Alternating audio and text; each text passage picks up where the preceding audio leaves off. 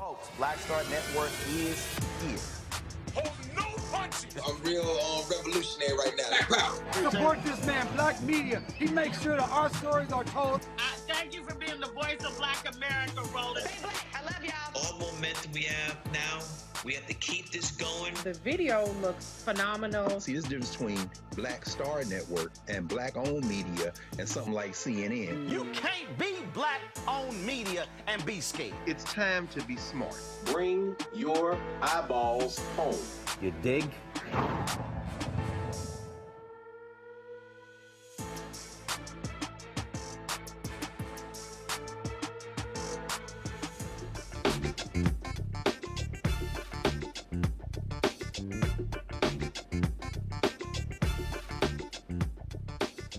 It's Tuesday, January 2nd, 2024. I'm Candace Kelly, sitting in for Roland Martin. Today we're going to be talking about quite a few stories, and we're going to be getting to that as soon as these messages are done. We'll see you back after a break. Whatever the miss, he's on it. Whatever it is, he's got the scoop, the fact, the find. And when it breaks, he's right on time and it's rolling. Best believe he's knowing. Putting it down from sports to news to politics. With entertainment just for kicks, he's rolling. It's on go, roll, y'all. It's Roland Martin, yeah. Rolling with Roland now. He's funk, he's fresh, he's real, the best, you know he's Roland Martin.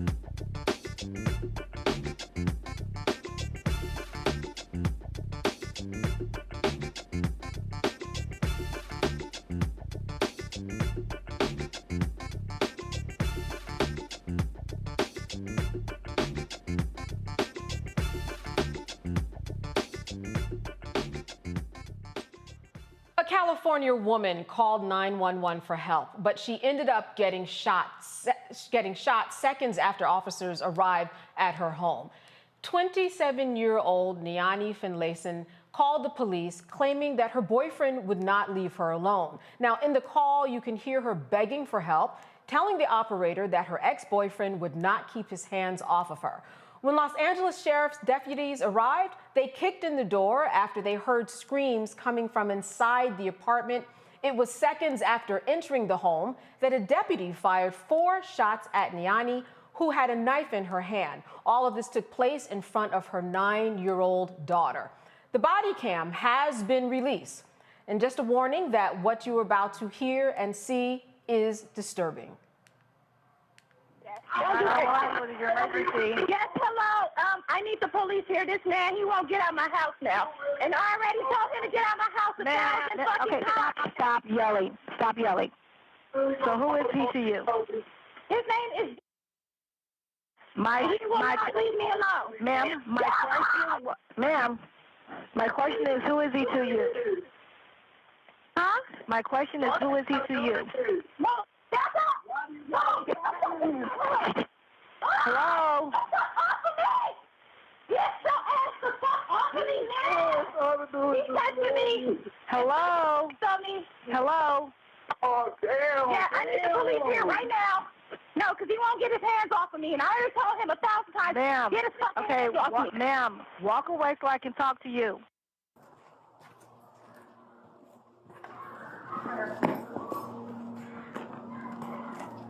Here you go.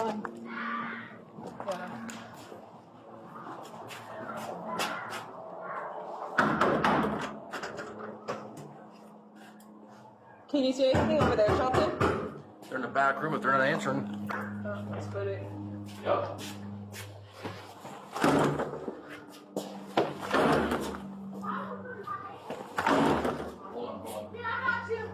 Okay, come out, come out. Yeah, I'm gonna stab him because he is. Hey! Hey! Get another clip! Hey! Hey! He pushed me.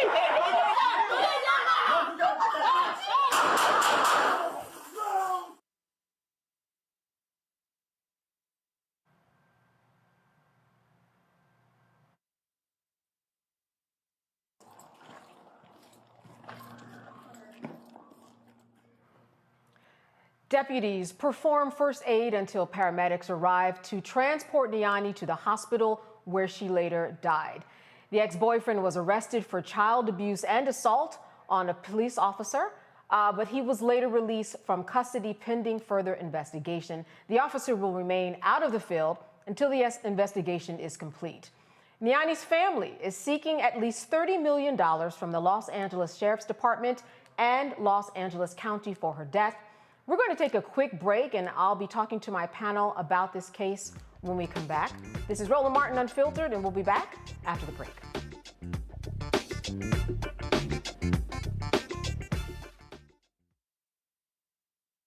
A new year for a new you. Curl Prep Natural Hair Solutions at curlprep.com is an amazing organic line for curls, locks, braids, twists, and even those wigs and extensions. Women, men, and children are loving this line. Look at this video and you be the judge. People line up to see this product in action at hair shows, and when they take a seat and try it, they don't believe it's their hair.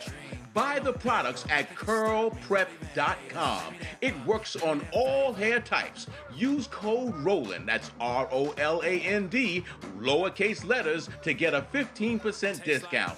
Parents, remove the ouch. You will love this system because you can comb the product through your child's hair with your fingers. Seasoned saints are loving the product. It's all at curlprep.com. Use code ROLAND, lowercase letters, to get a 15% discount. You won't believe it's your hair.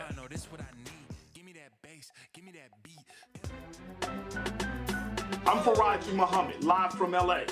And this is The Culture. The Culture is a two-way conversation. You and me. We talk about the stories, politics, the good, the bad, and the downright ugly. So join our community every day at 3 p.m. Eastern and let your voice be heard. Hey, we're all in this together. So let's talk about it and see what kind of trouble we can get into. It's The Culture, weekdays at 3, only on the Black Star Network. Hey, what's up? It's Sammy Roman. Hey, it's John Murray, the executive producer of the new Sherry Shepherd Talk Show. It's me, Sherry Shepherd, and you know what you're watching, Roland Martin Unfiltered. Welcome back to Roland Martin Unfiltered. I want to bring in my panel to talk about Niani Finlayson, the 27-year-old mother gunned down by a Los Angeles sheriff's deputy in front of her daughter after she called for help. Tonight's panel, Dr. Mustafa Santiago Ali. He is the former senior advisor for environmental justice for the EPA in Washington, D.C. Dr. Larry J. Walker. He's an assistant professor from the University of Central Florida. And Nicole Porter. She is the senior director of advocacy at the Sentencing Project in Washington, D.C.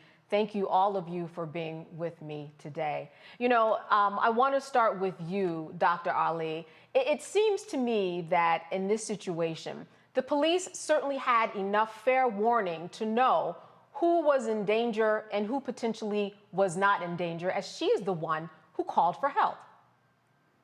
Exactly. You know, it's amazing that we continue to see these stories where police, either there seems to be some type of breakdown in communication between the people who are getting the 911 calls and then getting that information out, or police officers are just not doing their due diligence and making sure about the situation that they're about to walk into, and to make sure that they are not killing innocent people who are calling and asking for help. We've seen this time and time again. Now, once again, another sister's life has been taken because of either that breakdown in the system, and that by no means takes away the responsibility those officers had when they walked into that room they should have been making sure that the first thing that they're thinking about is not firing, but finding the individual whom was supposed to be assaulting this sister, and they didn't do that. So once again, our lives are being taken because of breakdown in the system, and also because, you know, officers are not doing their due diligence before they enter into that situation. Nicole, I'm wondering what you immediately saw or what struck you from the video here. I know for me, it was the fact that she seemed as if she was not a threat at all. I'm sure that's what they will be saying, but we just don't know what went on. What was your takeaway from this video? Just that it's a part of a pattern that's been going on in this country for more than 400 years. He didn't seem like a threat, but the reality is that policing is a broken system, and there needs to be other options in dealing with domestic violence and helping to mediate conflict. People need other options other than calling the police. So from the beginning, with the call made, and it's unfortunate that the victim only relied on calling 911, who called the police, and that there's no other options in communities to support people going through domestic violence incidents, going through other conflict, to help mediate against that conflict, because police come in with guns. I think they fear guns when they enter into incidents like that. It was an escalated incident. She was fearful for her life. She emoted that fear on the phone and in person. And police often express fear when they enter into those conversations, and have been abdicated of their responsibility because Blackness is used as a pretext to justify police fear. It's unjust. That in and of itself is unfair, but that's a reality of us living in a white supremacist country that's predicated on racial caste. It's an extension of policies that have gone on for centuries in this country. And to fix that, we need to build infrastructure outside of policing so that people like the victim have other options. And thank you for making that point, because the infrastructure outside of the police system, I think, is what's key here. And de-escalation, Dr. Walker. In this situation, I know that there are various counties, cities across the country who have added different people onto their forces in order to deal with situations like this. And I think that is what was missing here. And I'm wondering if you agree. Yeah, I think that's a really important point. And listen, these videos, we've seen far too many times, as my colleague just highlighted. And you're right, some jurisdictions, usually because an incident like this occurred, have, utilized various other, services, individuals, social workers, et cetera, to kind of address some of these, to de-escalate some of these issues. I want to note that I think it's really important relating to intimate partner violence and Black women, that Black women are more likely to be victims of intimate partner violence and also likely to be killed as a result of intimate partner violence. So I think that point is critically important for context of this conversation. The other thing is in terms of how Blackness is policed in this country. We have this conversation on this show numerous times about how Black people aren't given the grace of just having a basic conversation.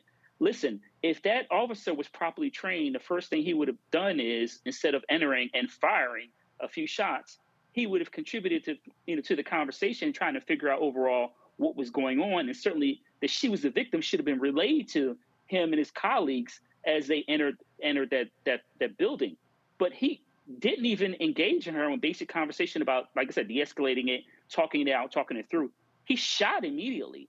And while, the $30 million lawsuit, for a lot of people watching, it seems like a lot of money, you have a person who's a victim of intimate violence who was murdered, and then you have a child who is traumatized for the rest of their life. And this is just not an acceptable outcome, and my condolences to the family for the tragedy. That is normally what happens. A police officer goes into a situation like that, de-escalating by separating the two parties. Obviously, she was the one who was scared. She was the one who actually made the call. What I saw, Dr. Ali, here was that they didn't believe her. In other words, they got the call. When they came, they looked at the situation. Something must not have clicked to them that it made sense that she was the one that was threatened, which is why she had the knife, right? That would make sense. But it didn't seem like she was given the benefit of the doubt at all. No conversation, like Dr. Walker said, no de-escalation, nothing, no assessment. What's the continued dehumanization of Black women in our country? They did not see her as someone who was in need. They saw her evidently as a threat because they were quick on the trigger. You know, I have worked with law enforcement. You know, I was in the enforcement division of a former agency that I worked at.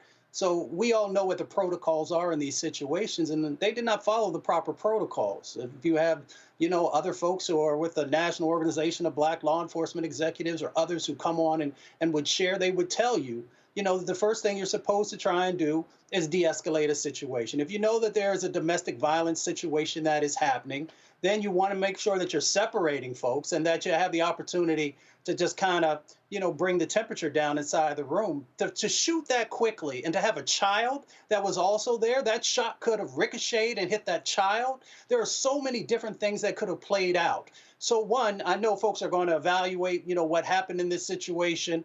Hopefully, you know, the police force there is also going to make sure that they're doing a better job, not just on training, because we always go back to training, and training is important. But you also got to, I often ask folks to do, is to make sure that you're also evaluating the psychological analysis of the officers who are out there. And the reason I think that that is important is because someone literally has people's lives in their hands each day when they go out. So when we look at this situation, we should really unpack all the various parts. Yes, that sister's life is taken. She can never get it back. Yes, her daughter saw her mother being killed by police, so she will probably never, ever trust law enforcement again. So there are a number of different pieces that have to be addressed to make sure that these types of things no longer happen. Dr. Lee, I wanted to stay with you for a moment because you mentioned certainly your experience with police officers. Where right in this video do you think specifically things went wrong? What struck you? Certainly we know the shooting, that was wrong. But at what point they came to the home, what should have happened? Well, they should have made sure that, one, they surveyed the room. The other thing they should have did right at the beginning is, you know, they should have made sure that they got her out. But I understand her going back in because she wanted to make sure that her child was protected because, you know, I'm not saying that it was going to happen, but, you know, the person who evidently assaulted her could have, and who assaulted the child based upon what has been shared, could have also, you know, he may have picked her up and used her as a hostage or those types of things. So the first thing that they should have done is to make sure that they're actually surveilling what's going on there in the room.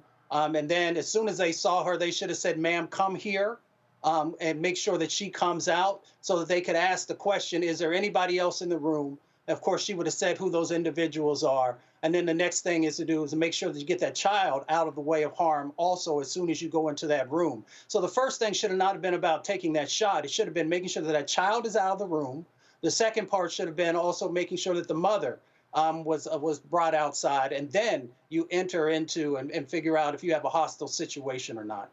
Nicole, what do you think the takeaway is from all of this for women across the country, so millions who are in domestic violence situations, who count on the police in hopes that they will help them? I know that this video might in some way be an aberration when it comes to domestic violence, but it certainly is representative as to what could happen. What's the takeaway that you are getting from when you see a video like this? I mean, it's disheartening and frustrating, and it's an example of why people distrust the police, particularly those most policed, who are over-policed, those in Black and brown communities across this country. The takeaway is, particularly if you're suffering from domestic violence, is what other options are there for you? And it's frustrating to know that if you call the police, you are at risk of succumbing to police violence yourself. And that is literally what's at risk anytime somebody calls 911 or the police. It shouldn't be that way, but that's a reality of this country, given incidents like this one and other incidences that we've all been made aware of. I think that the defendant, you know, the one who's now deceased, and her daughter, particularly her daughter, will have years, if not the rest of her life, to deal and recover from the trauma that she witnessed. And so many people experience trauma when coming in contact with law enforcement.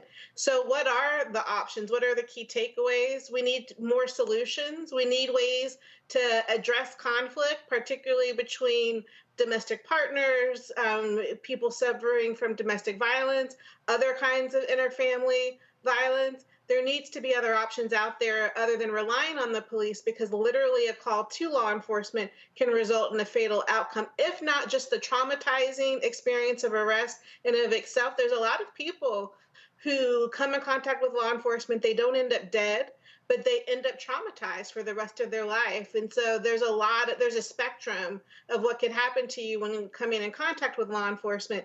And that's why calling the police is often comes at risk. Dr. Walker, there's the family wants to file a $30 million lawsuit. In addition to this, we just have the fact that we have a young girl who is without a mother. And I'm wondering for you, what you think about this police officer not exactly being fired or suspended, but he is out of the field, is how it was put. And, out of the field, on desk duty, however they describe it. And listen, part of this is also the CBA, collective bargaining agreement, that, jurisdictions have in law enforcement. And we understand there is a due process. But I don't know if there's a clear case of an officer completely not following the guidelines that he's, training he's supposed to receive, and traumatizing the victim and her daughter twice. Obviously, the issue we talked about, the intimate partner violence, but the mother being killed, murdered, and then the daughter, as you said, alluded to, having to deal with this trauma for the rest of her life. There is no amount of money that can bring her mother back, or obviously she's seen years of therapy, but there is no. How can you ever close that gap? To issues relating to law enforcement mistrust, issues relating to trusting authority figures. We could keep going on and on and on. But the bottom line is there are other issues, underlying issues relating to racial bias. And we know that Black folks, when you call law and when they have an interaction with law enforcement, regardless of the circumstances, Black people are far more likely to be killed than whites.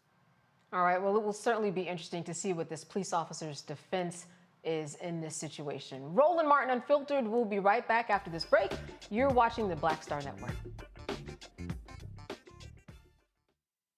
Grow your business or career with Grow with Google's wide range of online courses, digital training, and tools. Gain in-demand job skills with flexible online training programs designed to put you on the fast track to jobs in high-growth fields. No experience is necessary. Learn at your own pace. Complete the online certificate program on your own terms. Stand out to employers, get on a path to in-demand jobs, and connect with top employers who are currently hiring. Take one professional career certificate program or all 6.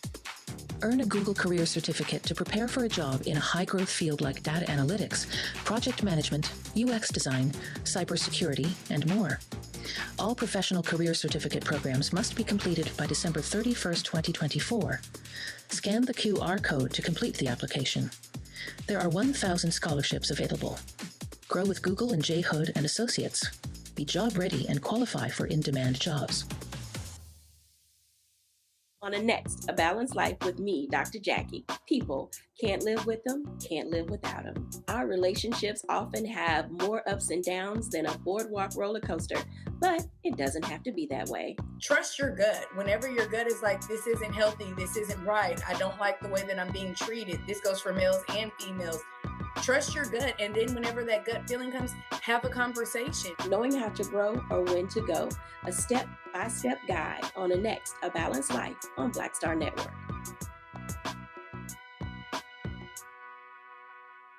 Hey, what's up? Geek Tony in the place to be. Got Kicked Out Your Mama's University, creator and executive producer of Fat Tuesdays, an air hip-hop comedy. But right now, I'm rolling with Roland Martin, unfiltered, uncut, unplugged, and undamn believable. You hear me?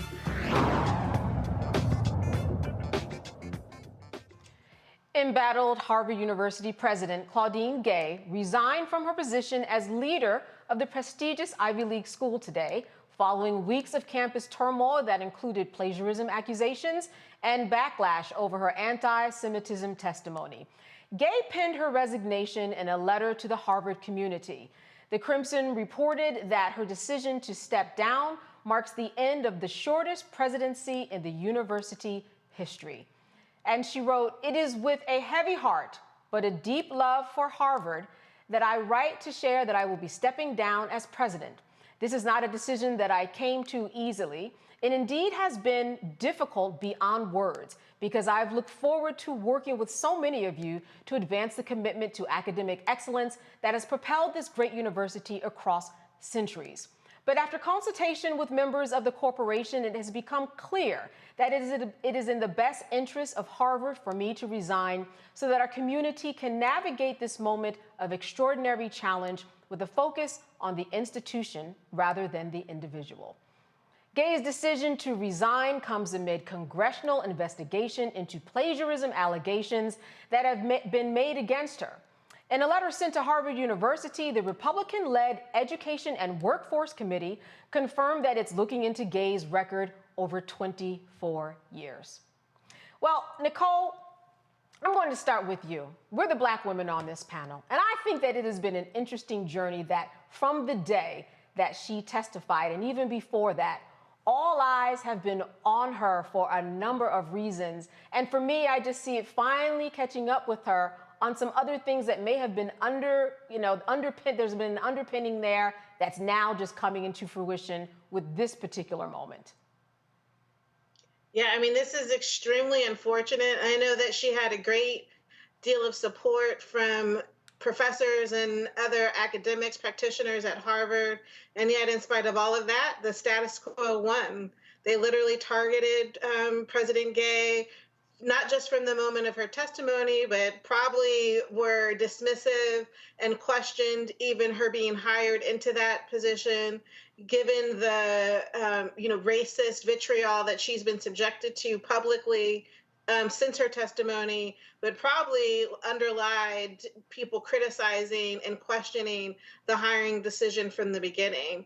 It's incredibly unfortunate. I think, in the chatter that I've experienced today on social media and amongst colleagues, often people in my position are outreached to for recommendations for people to apply, to recommend names for positions like these. And now it's going to, I think, offer a chilling effect on Black professionals, Black practitioners in all fields who would recommend friends, recommend colleagues for positions like this, who may be subjected to literally the status quo coming in and trying to undermine authority in addition to just delegitimizing these hires. So it's quite unfortunate. It's a stain on Harvard. It's a stain on academia, and it's a stain on the ability of Black professionals to ascend to the highest levels, given what we may experience, given what we may have to deal with in terms of being undermined publicly and also probably behind closed doors as well. Right. And Nicole, I actually want to stay with you because often what happens, and you touched upon it a little bit, is that once a Black person is in this position and then they're removed, well, the precedent becomes kind of sticky there in terms of, well, do we hire another one? And that's generally how it's looked at when we are dealing with African Americans in these high positions such as this one. Such a challenge, right? I mean, she was the first Black woman president elected or hired to lead Harvard. There's such celebration when the announcement was made. And I mean, this is just such an unfortunate turn of events, and I think doesn't surprise many people who've seen this in other fields, seen this in lower profile organizations, and it's just a reminder of what people can experience if they do choose to take on positions like this, if they do choose to break those glass ceilings, break down those barriers. I mean, many people have succeeded, but it also comes with risk. I don't even want to think too much about the emotional turmoil that Professor Gay has probably experienced over the last many weeks. And I just hope that she's taking care of herself. I hope that her support network is embracing her and helping to take care of her, because I'm quite sure that it has been quite a journey for her. And it's unfortunate to see her resignation today. I know that she had a great deal of support, and she'll continue to need that support depending on where she goes next. Yes, absolutely. And speaking of support, Dr. Walker, Harvard Corporation, I mean, unanimously, they supported her. But at this point, when we look at those who did testify in front of Congress, what was it, Michigan and UPenn, I'm sorry, was it Michigan? Yeah, those particular presidents, none of them fared well when they answered that question. Let's start there. But I did have a feeling that people were going to begin really looking into her, and they have, and now it's reached all the way up to Congress. Yeah, so I had some thoughts on this as someone who's black in higher education at a large, predominantly white institution. So let me start that, first of all, that as a former congressional staffer whose boss was a ranking member on the Education Committee, the idea the Education Committee would ever look into something like this is unprecedented. And I know we don't like to use that word, but it would never happen if this was someone who wasn't a black woman. Let's be clear about it, at Harvard University. And I got to be honest with you, I feel what I describe as righteous anger this evening, which is reflected in many of the black folks who work in higher education and that I've communicated with and also saw on social media. So this is a witch hunt from the very beginning. And I think this highlights a few things for black people, whether they're in higher education or in other industries. And then, first of all, we've been told historically that, the goal is American exceptionalism. But no one told you that when you're black and exceptional, that you have to deal with scorn and envy. She's the first black person to ever be selected for president of Harvard University, and was 400 years. It is the most recognizable institution in the world. And there were accusations of those from a DEI and affirmative action hire, where her credentials at Stanford and Harvard University are impeccable. But I think this is a warning sign for black folks in our society who think that if you stay quiet, that they won't mind being your current position. And this is a clear indication that they're coming for all of us if your ideas and beliefs don't align with these kind of right-wing ideologues. The other thing I want to highlight is that, in my opinion, as an academic and also as a black man, is that this idea of the United States and this idea of truth, in my opinion, that the truth that we're usually associated with, what's important, is dead in America. Let me and I'll tell you why. What's really happening right now is that we're losing the propaganda war. And so truth does not matter. What matters is who controls the agenda. We know Chris Rufo is the one who led this fight and telegraphed several weeks ago on Twitter that he wanted to have her fired from her position. So let me remind those who are watching again today that this is a propaganda war. Yes. And if you think that strictly telling the truth will be enough, they will eventually come for you also. Yes, because the activists, if you will, that really brought this to the attention of everybody, as you said, they weren't higher up politicians. They were lower level people who got on Twitter and made a big deal about this. But I do want to ask you this, Dr. Walker. When you look back at her testimony, could she have done better? Yeah, I think that having an issue with how, and so look, academics are very particular about and being very careful about language, particularly when you're in that. And I've prepped witnesses before for these congressional hearings. So I think the mistake that Dr. Gay and the other individuals may have made, if you want to offer as a critique, is that they were doing their job as academics, leaders of post-secondary institutions. But once again, that hearing was a propaganda, was part of an overall propaganda to put out on various platforms to highlight why these institutions aren't welcoming or et cetera. So while they went in and they were properly prepared, what I don't think they understood is that the members of Congress were looking for sound bites. And so once again, this continues this idea what I talk about, the difference between propaganda and truth. So I think if they were prepared and taught that when you give responses, be very clear and don't give these long-winded responses, because what happens is that's able to be chopped up and used later on, which it was, used against them on various platforms. And I think that the way they were prepared didn't have them understand that this is really about sound bites and not really about what's happening at post-secondary institutions. Dr. Ali, tell me why, or yes or no, did you see this coming? Yes. All right, and why? Well, because she's a high-profile African-American woman in one of the most prestigious institutions, as Dr. Walker just laid out, in our country. They also saw her as a sacrificial lamb. We have a double standard that exists inside of our country, especially in relationship to Black women. I mean, she had done everything right to move up the ladder to be able to lead this institution. I've also worked on Capitol Hill. I've worked for John Conyers when he was chairman of the Judiciary Committee, so I know how these things are going to play out. So one, folks did not do a good job in prepping her, to make sure that she could navigate this. But we also got to understand, that Republicans were literally chopping at the bits to be able to have this opportunity, as Dr. Walker laid out, to have a gotcha moment, if you will. Now, I also wrote about this earlier today, and I remember the words of Dr. King when he said, it's not the words of our enemies, but the silence of our friends. So when we have African-American women in these high-level positions, we understand that folks are going to come for them.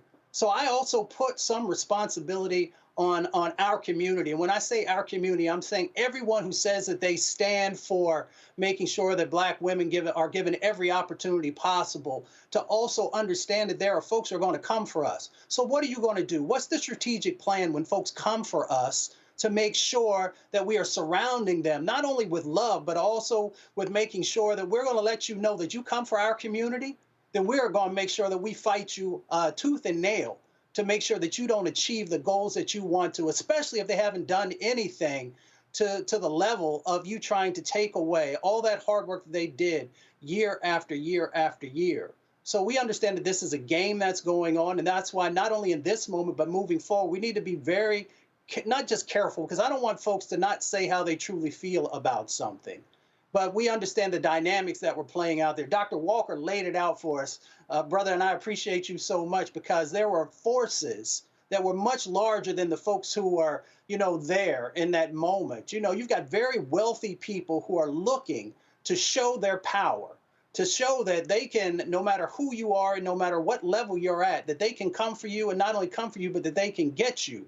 And if we don't fight back, if we don't push, and then make sure that we understand that they're not just after a one-hit type of thing. They are literally trying to deconstruct, structures that are critical for us to be able to even get in the door and to compete. Here's the last point that I'll make. Okay. Why is it also a double standard? It's a double standard also because this system, Madam President, had been there for a very limited amount of time. She hadn't even had time yet to probably review all the policies that were out there in depth and be able to make the modifications that are necessary. Now, Dr. Walker works, in higher academics, if you will. I've taught at a number of different universities. I understand how slow things move, and I understand all the various elements that you have to be able to go through to be able to make a policy change. So for them not to give her, she hadn't even been in office, I believe, 6 months, to be able to say, that she needed to go and not even give her the opportunity to actually make those changes and to go through the process that's necessary, tells me right away that you were not serious about seeing real change happen. But what you did is that you were looking for a sacrificial lamb. Dr. Walker, let me go to you, especially because you are at a university. What do you think about the fact that she is going to go back to being a faculty member?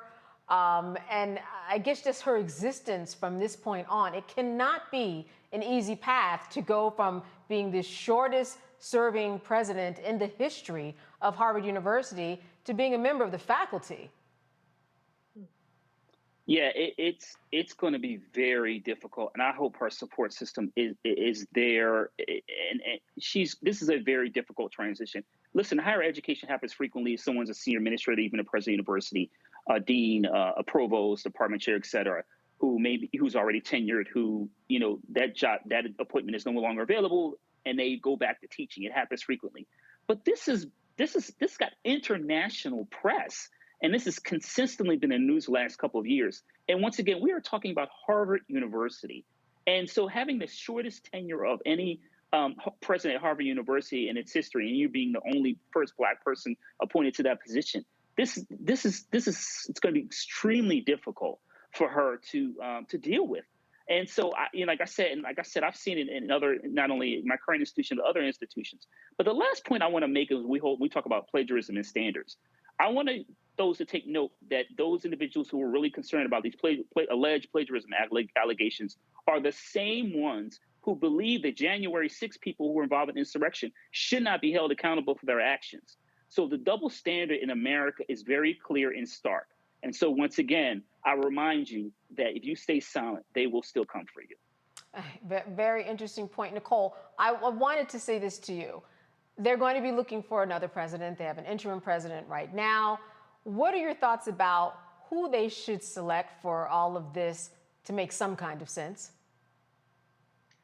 Yeah, I mean, I'm sure that they will go through the process of a hire. I'm sure that they'll include Black and Brown and other BIPOC candidates amongst their search. I would question even putting my hat in the ring, particularly if I were a Black woman or other candidates of color, given what President Gay has gone through and given the lack of institutional support, in spite of the rhetoric coming out of Harvard, in spite of the number of faculty and students who signed letters of support for President Gay, and yet and still that support wasn't able to outweigh the vitriol she experienced from so many others who were pressuring her resignation and her firing. So it's going to be an interesting process to see what Harvard goes through. People are going to be very challenged to follow in President Gay's footsteps and to face the scrutiny of forces that came for her. And, I think at the end of the day that it was a trap that she was set up for and succumbed to. And I think anyone else, particularly if they're outside of the status quo, if they're outside of what white elites view as appropriate candidates for that position, are going to be at risk of being targeted, of being overly scrutinized, and being vulnerable to that level of vitriol that President Gay experienced. Dr. Ali, what you said earlier in terms of the propaganda machine being at work, some people would describe the plagiarism as very sloppy attribution. As we talked about, she had the support of staff, she had the support of faculty and students. She had the highest level of support from the corporation at Harvard University. So when we look at this, it seems to me that the politics and that punting back and forth, it is a serious game and it's not going away. No, it's not going away. It's going to continue to escalate until we start to put checks and balances, in relationship to that type of stuff. By no means should we not do background checks when you're hiring someone. But for anybody who's ever been in higher education, whether as a student, grad student, a doctoral student, a professor, let me say it this way. If we want to actually go take a deep dive into what President Gay did, then there are a whole lot of folks who are running both academic institutions, nonprofit institutions, corporations who have written on the master or the PhD level that folks should be taking a look at that as well. Let's make sure that we are being equal in the way that we're approaching these things with everyone. Yeah, I think there's going to be more to come on this, especially now that she's no longer president. It'll be interesting to see what she says when she is interviewed in terms of what was going on behind the scenes when all of this unfolded.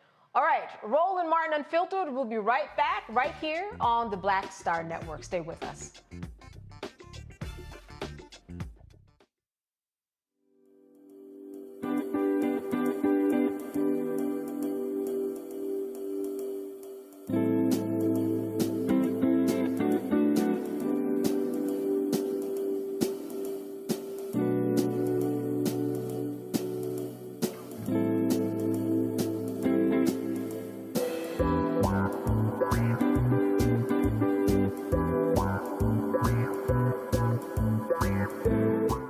A new year for a new you. Curl Prep Natural Hair Solutions at curlprep.com is an amazing organic line for curls, locks, braids, twists, and even those wigs and extensions. Women, men, and children are loving this line. Look at this video and you be the judge. People line up to see this product in action at hair shows, and when they take a seat and try it, they don't believe it's their hair. Buy the products at curlprep.com. It works on all hair types. Use code ROLAND, that's ROLAND, lowercase letters, to get a 15% discount. Parents, remove the ouch. You will love this system because you can comb the product through your child's hair with your fingers. Seasoned saints are loving the product. It's all at curlprep.com. Use code ROLAND, lowercase letters, to get a 15% discount. You won't believe it's your hair. Hey, what's up, y'all? I'm Devon Frank. I'm Dr. Robin B., pharmacist and fitness coach, and you're watching Roland Martin Unfiltered.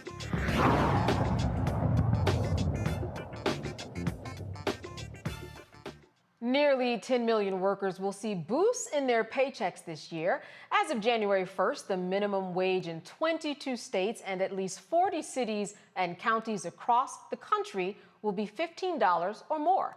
Maryland, New Jersey, and most of New York State, except New York City, Westchester, and Long Island, all of which have already had $15 minimum wages in place, and where the minimum wage is increasing to $16.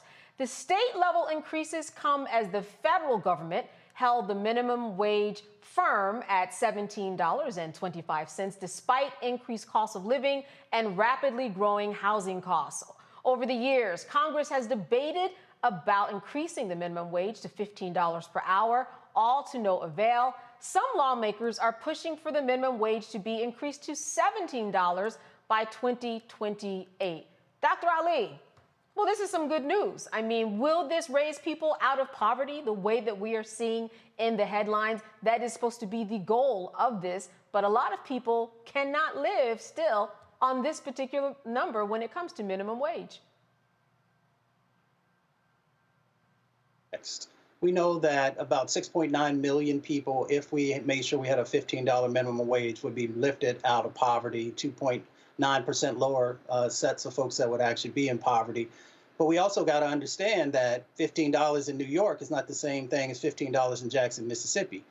So we got to, make sure that we're understanding the sets of dynamics that individuals are dealing with. When you go into the grocery store now, milk's $5, $6 a gallon, bread $4.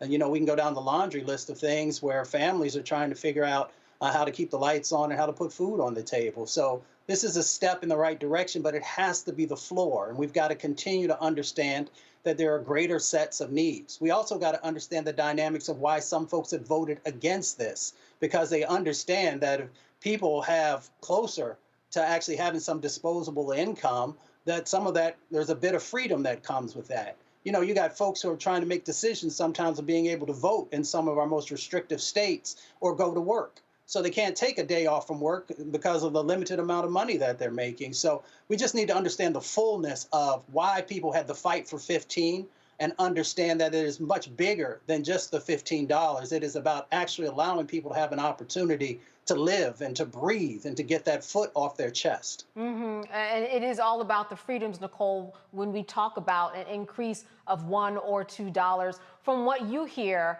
from people in your circles and just from having your feet on the ground, does this type of an increase make a difference for those people who who are in most dire need? It certainly can for many. It is certainly a move in the right direction. And yet for many in high-income neighborhoods, it's going to still be a challenge because the cost of living is even higher, and raising the minimum wage to those levels won't meet those needs. But it is important. These are important campaigns to fight for. These are important gains to experience and achieve, particularly for folks who've been dealing with low incomes. And so it's going to help, but it doesn't go far enough, particularly in cities like New York, cities like DC, where the cost of living is so high. This is a country that there's such inequity, and it varies from neighborhood, it varies from zip code to zip code. So there's a great deal of work that needs to happen, not just increasing level of income, but also guaranteeing work, guaranteeing income, and then also supporting quality housing where people can live and thrive. So there's a great deal of work needed to be done to redistribute resources to make sure that everybody can benefit from the American dream, but certainly increasing the minimum wage is a step in that direction. Dr. Walker, a lot of people are doing the math. Like Dr. Ali said, that extra money goes a lot longer in Mississippi than it does in New York. When we talk about blacks, reverse migration back down to Atlanta and Mississippi, I would imagine that there's some people who are putting pen to paper tonight for this all to make sense. Yeah, absolutely. And listen, this minimum wage increases are really important, particularly considering how high the cost, as my colleagues highlighted, in terms of purchasing food. But I think a couple things. These states need to go even further. And I know states like Maryland are quite progressive, as someone who formerly lived in the state, is also in terms of we need to connect that with also childcare. So increase the minimum wage, increase support as it relates to childcare, and also as it relates to issues relating to healthcare costs and also housing. We need to really make sure all these issues are connected in terms of addressing them. Particularly, like I said, someone like myself who lived in D.C. and lived in Maryland, Montgomery, Prince George's County, in terms of those costs of living and living in some of those areas.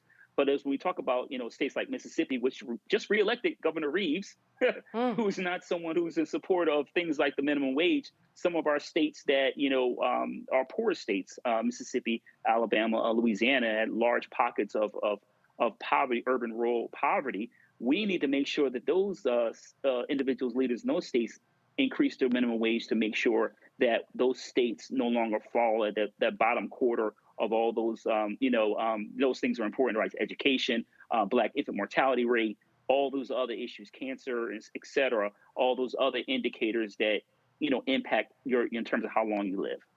Dr. Ali, I want to wrap with you. When we talk about increasing the minimum wage, we're talking about an overall shift in the economy.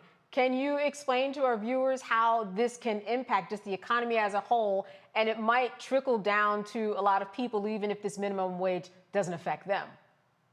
Yeah, well, what it does is it helps to stimulate the economy. Economists have talked about this, time and time again, that if you give folks the ability to have more disposable income, and I hate actually framing it that way because it's not like folks are getting rich off of $15 an hour. But it does help to have more dollars that are going into. If you're somebody who supports Black business, you have the resources to be able to do that. Or in the larger economy, it helps to continue to stimulate that economy.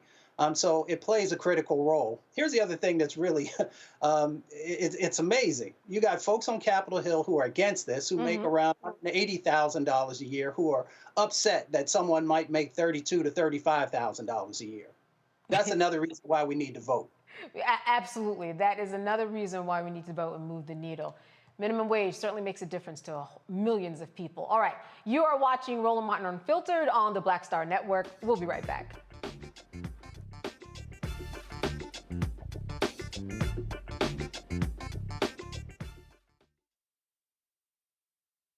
Grow your business or career with Grow with Google's wide range of online courses, digital training, and tools.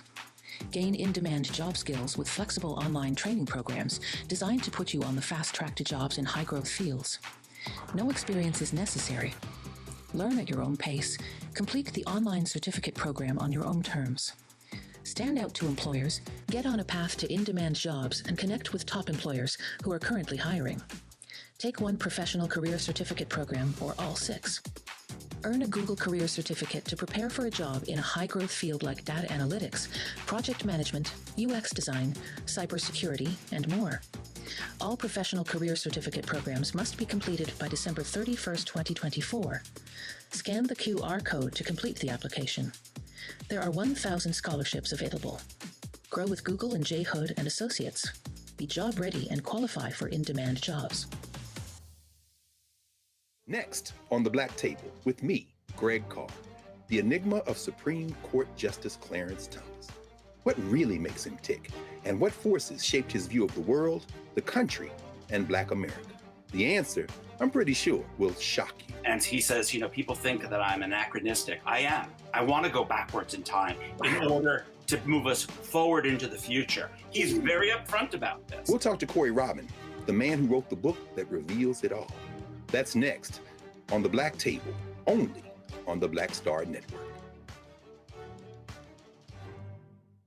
Hello, we're the Critter Fixers. I'm Dr. Bernard Hodges. And I'm Dr. Terrence Ferguson. And you're tuned in to Roland Martin Unfiltered.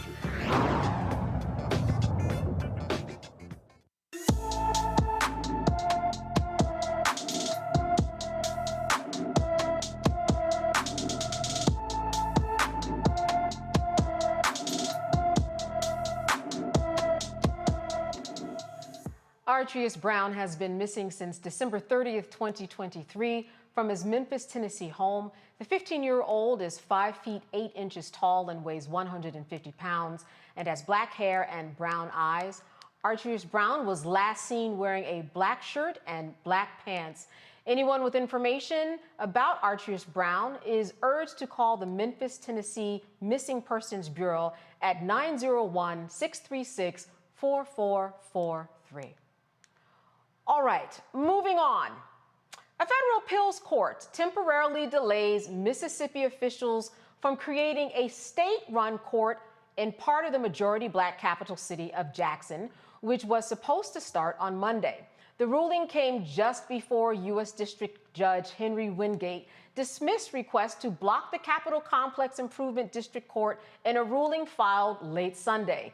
The U.S. Fifth Circuit Court of Appeals granted a temporary administrative stay, blocking the court's creation until at least January 5th. The Capitol Complex Improvement District Court will have the same power as municipal courts, which handles misdemeanor cases, traffic violations, and initial appearances for some criminal charges. People convicted in most municipal court face time in a local jail. Those convicted in the new court will be held in a state prison near people convicted of more serious felony crimes. Dr. Ali, I wanted to start with you because here's a situation where the people do not have the power in terms of selecting those people in charge in the court system. When you know how important it is to have the right people in power, whether it's the DA, the prosecutor, to make things work for you, especially if you are a person of color. Mississippi and other cities, you'll find that people's vote is equated with being able to have the individuals that you want, whether they're your judges or a number of the other positions that are a part of the judicial process. So then you have to ask the question, well, why not in Jackson? Why is it that in Jackson you feel that you have the right to then put a different system in place to be able to choose? You'll have someone there from the state government, from the governor's folks, who will be choosing the individuals who will sit, like you said, there on the courts. And what's the difference between there and some of the other locations? Well, of course, it's because Jackson has one of the largest Black populations that are there. So we have to understand the game that is being played in Mississippi, but you also have to understand that this is a game that has been going on in Mississippi for, a couple hundred years. And that's why when you have a state that has the highest level of Black folks who are able to vote, why they have all the restrictions that they have in place. So this is just another one of those restrictions that is tied to a long set of systemic sets of actions and racism that's been going on in Mississippi for quite a while. Nicole, make sense to me and the viewers as to why this would take place. It's halted for now because a lot of eyes are on it, but how does this make sense, especially for someplace like Jackson? I mean, it is part of a long game around the status quo trying to overtake Black-led communities. I mean, not only does Jackson have one of the largest Black communities, one of the largest Black populations, but there's been intentional work since the 70s of Black folks moving to Jackson, working to assume political power in the locality as part of a utopia, if you will, around Black governance, around Black leadership. So in the heart of Mississippi. So Mississippi white elites taking over Jackson as part of their effort to counter that, to recounter the Black power movement in Jackson, amongst the Black residents of the state.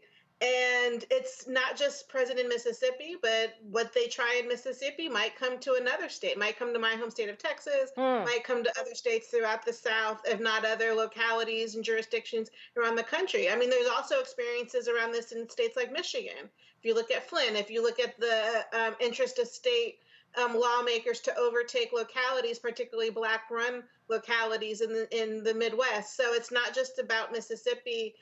These examples, these incidents might be trial runs, might be examples of white governance trying to overtake Black-led communities around the country. And I will agree with you on one point, all your points, but mainly the point that, Texas would be in line for something like this. Dr. Walker, what do you think is the setup that we're looking at here? Because this seems to be like a setup for something else, precedent for other states, maybe like Nicole said, but in your estimation, how are you seeing it?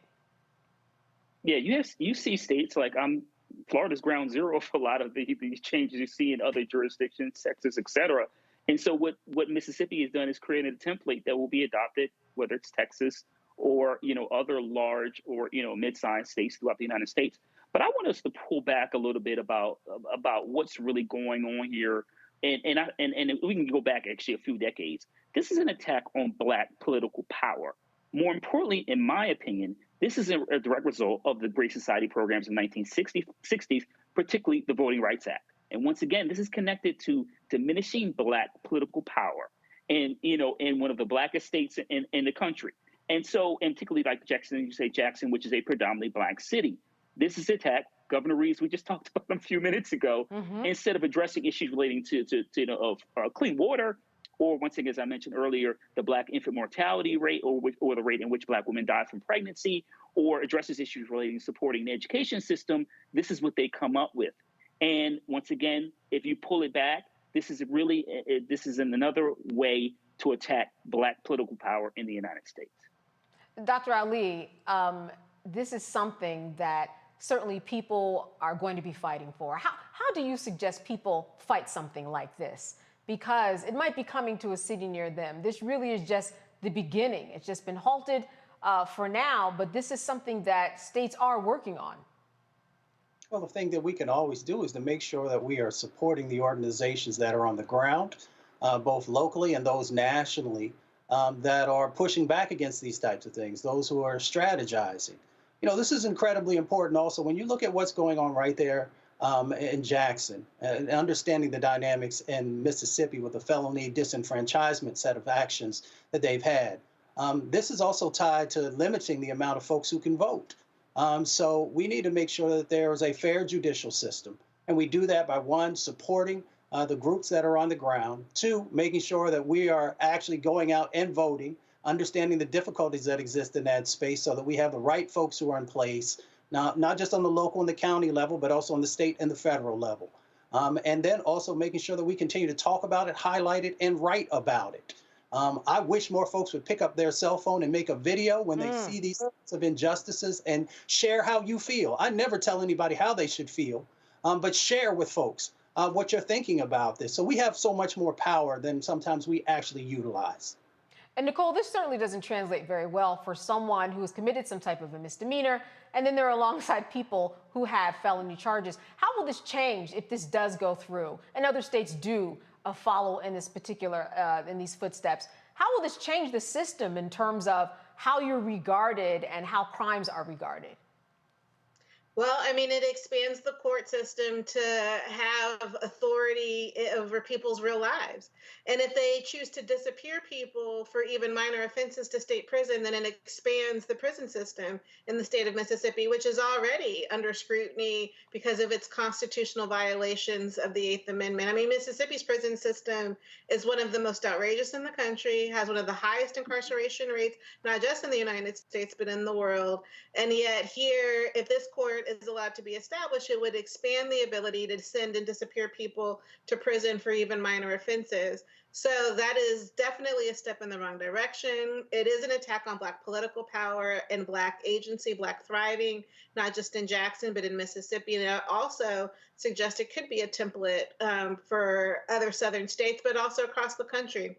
So there is no need to expand the level of courts to disappear people to prison, given the highest rate of incarceration that the United States currently has.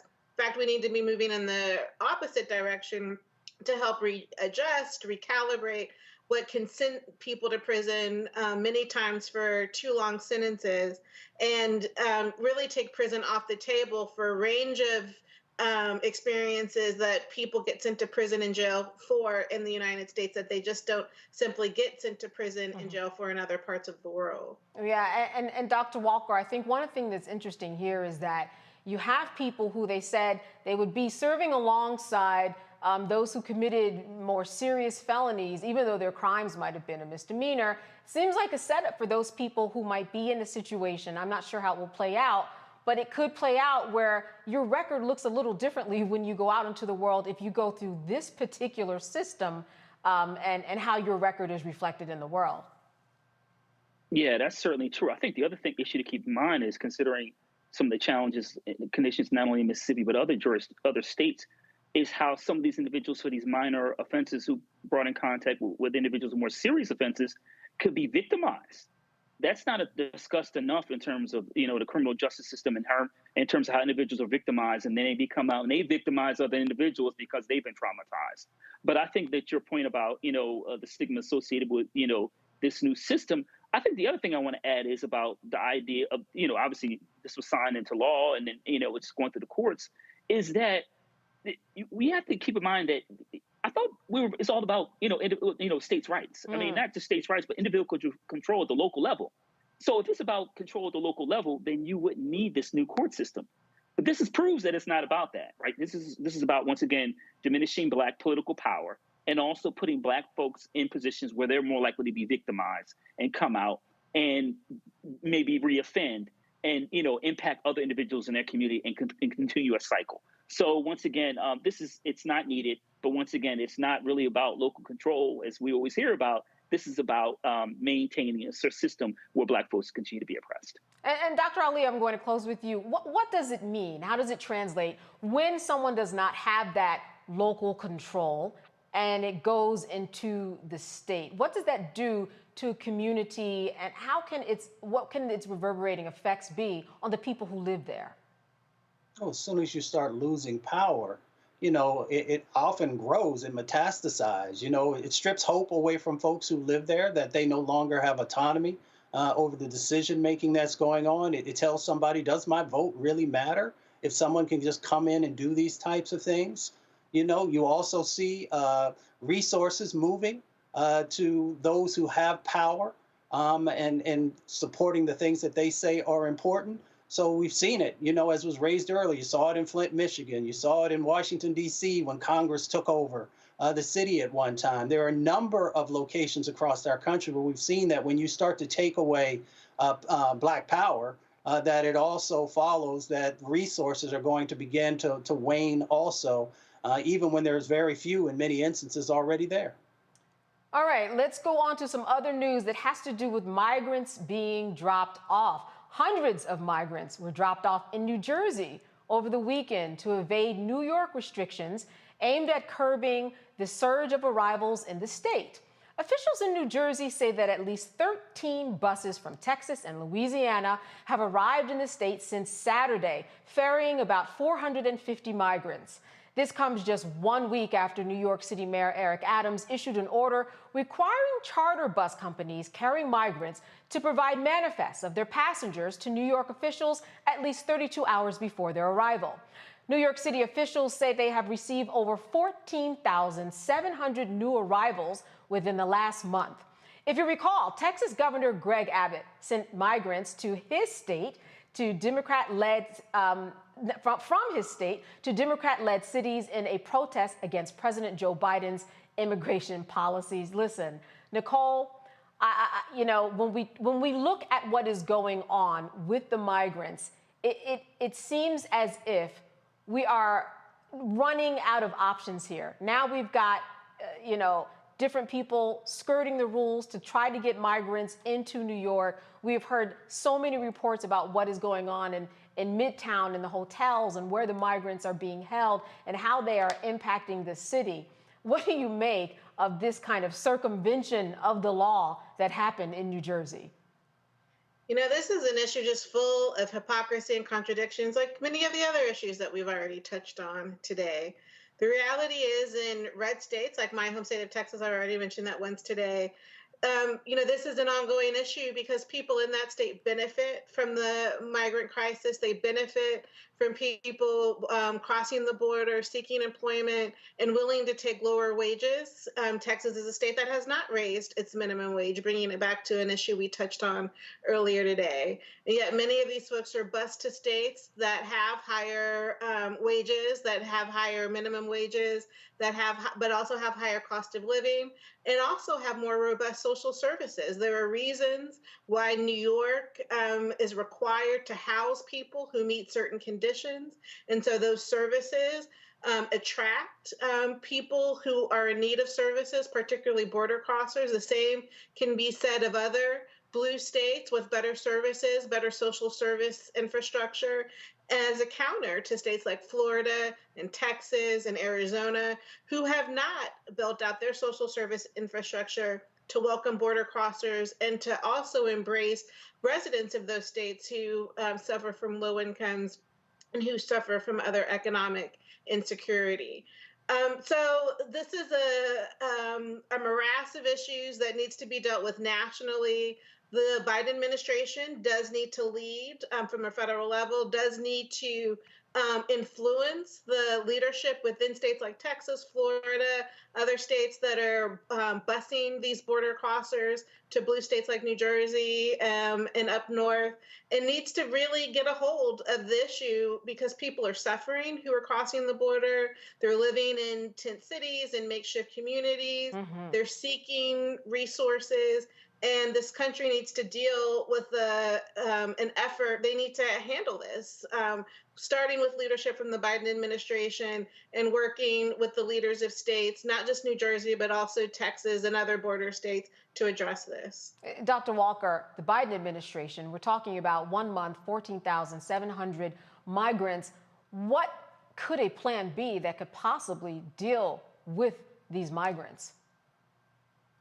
Yeah, so this is a difficult situation. You know, you heard Mayor Adams in New York City and some other new mayor in Chicago highlight what a strain on this is having on resources. But this is about, really hypocrisy. Governor Abbott is using these people as pawns and cares little for their long-term benefit. We have a broken immigration system. And just listen, as a former congressional staff, this is a bipartisan issue. The problem is particularly Republicans, is that they're not really any policies they want to implement. They want to make sure that the individuals who want to come to this country don't look like the current demographics in states like Texas and Florida. Let's keep it. Let's be clear about what this is about. And so, if you really are interested in comprehensive immigration reform, now look, before the break, we heard that the Biden administration may be willing to give up on certain policies in terms of addressing the challenges at the border. But this is not really about, making sure these individuals have an opportunity to go for a judge and have the right to become U.S. citizens. I want to also add, when it comes to our agricultural industry, that the majority of those individuals often are migrants. And so if you like having a variety of products at the supermarket and things that you have on your dinner table that we think are fresh, I will remind you that this country cannot operate economically without those individuals, these migrants that Governor Abbott is treating like pawns in a political game. Dr. Ali, would you echo that point that when we look at this, I mean, you have the migrants, but they are part of the economy now. So we really have to find a balance that makes sense, or people will really be shifted when they make a decision that they think is right. Then all of a sudden, it really does affect them. Yeah, this is a political game. Dr. Walker laid it out once again. Over the last 30 plus years, we haven't had serious discussions and sets of actions around making sure that we really have, the law that's in place that's necessary. So until folks get serious, because people get mad at the migrants, right? And they focus on that instead of focusing on the lack of action on Capitol Hill. If Governor DeSantis and Governor Abbott were serious about making sure that there was real reform, then they would be talking to the folks who come from their respective states and saying, hey, we've got to make sure that there's real reform that's here. And there's reform that's actually equitable. And we've seen what happened in Florida when, the governor there put some of his actions in place, and now the economy is taking significant hits, not by millions of dollars, but by billions of dollars. So we need immigration. But we need immigration that is legal. We need immigration that is equitable and that is fair, and that doesn't reflect the sins of the past when it came to immigration sets of laws and actions. So if we're serious about addressing the issue, folks can sit down and actually do it, and to make sure that as we move forward, that we have what we need for our country to continue to move forward on an economic level at a high rate, and that we can also make sure that we are embracing humanity. And Dr. Ali, I'll stay with you for one moment. We also need people on the ground. If people look up the video of the migrants in Midtown Manhattan, for example, there is a reason why that is, some people would see it as out of control, the way that they are living. No one is there to actually manage. It's just as if they were dropped off, given a place to live. You cannot do that with thousands of people and expect everything to go well when they're living on top of each other. more oversight, more people need to be involved in the process. They do. I mean, from the enforcement side of the equation, but also from the humanities side of the equation, to make sure that there's a real comprehensive plan and set of actions. I've worked in over 1,000 communities across our country. I've been from border to border. I've worked on the border. I know that there are communities across our country who are literally trying to get people to come there because their communities are dying and when I say they're dying, it's because, the populations have continued to shrink and shrink and shrink. So if we actually had a true comprehensive strategy, we would make sure that folks are going to the places and spaces where folks actually need them. We'd make sure that we put the safety net in place. That doesn't have to take away from all the hard work that so many folks who've been in this country have been doing, decade upon decade, sometimes century upon century. We have enough room, we have enough know-how to make sure that we made this work. But folks don't want to get the politics out of it because it helps people to be able to raise money. It helps folks to be able to keep a spotlight so that they can, create these chaotic situations that we see playing out on our TV screens. So once we decide that we truly want to make sure that this is being addressed, there is the know-how to make it possible. A huge problem, Nicole. What did you see as Joe Biden's role in all of this? What could he possibly do to deal with this situation? Well, I think there's fixes around addressing the immigration system itself, around addressing the asylum system so that people crossing the border have a robust system to go through and to apply through to support comprehensive immigration reform. I think there's leadership that the administration can offer governors and cities to help embrace the migrants through redistributing resources, to help resource social service infrastructure, and to help address housing and other economic needs of the border crossers. And given that this is a shared issue, clearly there are services that migrants need. Those also need to be a part of robust conversations that can help other residents of cities. So this needs to be an overall conversation that the Biden administration can help anchor to help, again, share in that humanity that can welcome migrants, but also address the needs of longtime residents in cities and in states. Dr. Walker, one of the things that I see is really problematic here is that, as we heard about, people are circumventing the laws in New York in order to get to New York City through New Jersey, one of the most expensive places you could ever live. And I'm wondering just your thought about the fact that so many of these migrants do ultimately want to get to the city, the economy there, and what the impact of that will be ultimately on a city like New York City of 8 million people.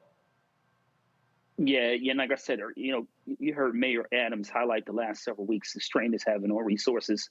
New York's not equipped to that even though it's the largest city in the United States, it is not equipped to handle that large a number of people. And the point of what Governor Abbott is doing, I think it's important. We have to recognize that when we talk about individuals coming to this country, taking various paths, a lot of the great individuals who, in various medicine or in other disciplines, are these individuals who come to the United States seeking a better life. And so, listen, if Governor Abbott, among others, is going to continue to play this game, it is going to be more difficult to find a comprehensive immigration plan. Obviously, we have to talk about, individuals with dreamers, those who came from countries where they are dealing with oppression and war and all the other challenges. So we need to come up with a plan to address all these immigration issues. But at the same time, we have to have governors and mayors and other individuals from various jurisdictions in red and blue states come together collectively to address some of these issues. But as I said earlier, using these individuals, men, women, and children, as pawns, when they can, without a doubt, be productive U.S. citizens, is not the way to go. Dr. Ali, do you see this as being an issue that will come up in presidential debates and will be kind of something on the forefront of people's minds? I think it's it's definitely one of the top 10 issues. For some people, it's in the top 3. It depends often, if you're a Democrat, Republican, or an independent, which of these issues that are raised. But it is something that folks should pay attention to. But we should push politicians. We allow politicians to give us these bumper sticker responses instead of in-depth sets of actions that they are going to do. So whether you're a Democrat, Republican, or independent, you should push people on these issues that we feel that are priorities, and don't let them off, with just giving us just some generalized stuff. We really want to know how you're going to address this. Who are you going to bring into to make sure that these issues are being, moved forward on it in a proper way? And here's one of the other reasons why this is important.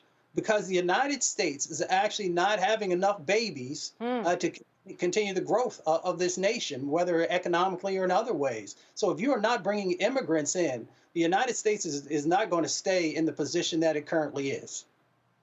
Nicole, hot button topic during presidential debates, thinking that this is what people will be thinking about as they go to the ballots at all? Well, I definitely think politicians will be bringing it up as part of the election season this year. I know that it's not just about border crossers, but they're going to be connecting it to crime and, continuing to surface fear amongst voters, amongst general residents, trying to connect these dots between the migrant crisis and between crime. So there's a lot of issues that'll be top of mind, and I definitely think the migrant crisis will be among them. All right, Dr. Walker, final with you. Will this be a hot topic? Always, because of xenophobia and connected to crime, but we know we just had the largest crime drop when it comes to homicides in many jurisdictions throughout the United States. But I'm quite sure people will connect it to individuals coming to this country. All right, let us move on to the Constance Baker Motley stamp. The United States Postal Service honors the first African-American woman to serve as a federal judge and to argue a case before the United States Supreme Court. Constance Baker Motley is featured on the 47th Black Heritage Stamp. Motley was the first woman to work at the NAACP Legal Defense and Educational Fund, working with future Supreme Court Justice Thurgood Marshall. Motley handled about 60 cases that reached the Supreme Court between 1945 and 1965, no small feat, of which she won 9. In 1966, she was nominated by President Lyndon B. Johnson for a seat on the U.S. District Court for the Southern District of New York. She later became the court's chief judge in 1982. The new stamp is available at the U.S. Postal Service's website and retail locations. Listen, we heard a lot about this woman when Ketanji Brown Jackson was nominated, when she was confirmed. For people who hadn't heard of her, that might have been the first time that they heard of her. But certainly, Nicole, it's about time. Past time. So it's a wonderful tribute to her. It's the least this country could do is honor her by putting her on a stamp. There's so many more things that this nation should do to honor her. And you certainly, through Judge Ketanji Brown Jackson's confirmation, it was the first opportunity that many got a chance to learn of her. But Miss Baker Motley, should be celebrated and should be recognized throughout history books and as a part of the great, Black history heroes and sheroes that are recognized as part of, really helping to make Black America better. Yeah, and Nicole, I'll stick with you for a moment. When we talk about history, when we talk about schools, when we talk about African-American history being edited out of books across the country, this really is, you can't tell the story of the civil rights movement without Constance Baker Motley. She was the one who wrote decisions, who wrote papers for various civil rights cases in education and other civil rights issues. It reminds me of what we were going through just across the country and the way that we have to teach on our own to make sure that we get history right. Teach our own, create institutions, create opportunities and platforms that can celebrate Ms. Baker Motley and others who have been left out of history. So I think this is one opportunity to elevate her, to recognize her as part of the African-American giants who've helped lay the foundation for where we are today.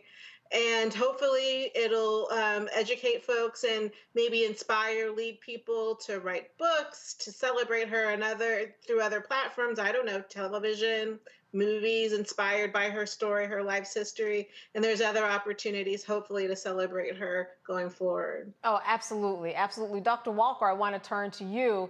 I mean, this is someone who was alongside Thurgood Marshall. If you go online and you listen to some of the audio of her arguing, obviously she knows her stuff. but it is just great to hear her during that time talk in front of the Supreme Court, talk and just defend the rights of her people during that time when she was not only one of the few women, but the few Black women who was really making a name during those decades. She was a trailblazer, and Judge Baker Motley finally deserves her flowers. And let's be frank, this happens far too often when it comes to Black women and all the exceptional things they've done throughout U.S. history, and it takes decades to recognize their brilliance. And you're right in terms of her work obviously as a judge and in New York State, but going before the court at a time. You talked about early 40s. This is from Brown v. Board of Education. That's right. So and Black women fighting for fairness and opportunity to show how brilliant jurist she was, but also in terms of the role model for other Black women that follow. And this is long overdue. I'm quite sure her family is pleased. I remember learning about her Black History Month many years ago when I was a student. But this is the first, and I hope, of many steps, including named scholarships, endowed scholarships in her name at law schools throughout the United States. Right. She actually drew up the paperwork for Brown versus Board, that first draft, if you will. Dr. Ali, what strikes you most about the history that she's made and the legacy that she's left behind? Well, as Dr. Walker shared, being able to achieve in the time frame that she did, really from the 40s on up, just, all the various hurdles that were put in the, in front of not only her way, but others who were trying to achieve, especially on the legal side of the equation. I know her universities are proud of her, but when I visit them, I have not seen any programs named after her. So there are opportunities that exist there. Folks should also, I have her book, it's over here on the other bookcase, Equal Justice Under the Law. Mm-hmm. Folks will be making sure that they're going out and picking that up and gives a good understanding of the depth of her knowledge and how connected she was to our communities. Often we just don't understand the sacrifices that people made so that many of us can take advantage of, the positions that we have now, the luxuries that we have. So I'm very thankful to her. I'll also add, as we are making sure that she is being honored, wouldn't it be nice if we had finally got that $20 bill right and made sure that Harriet Tubman... Yes.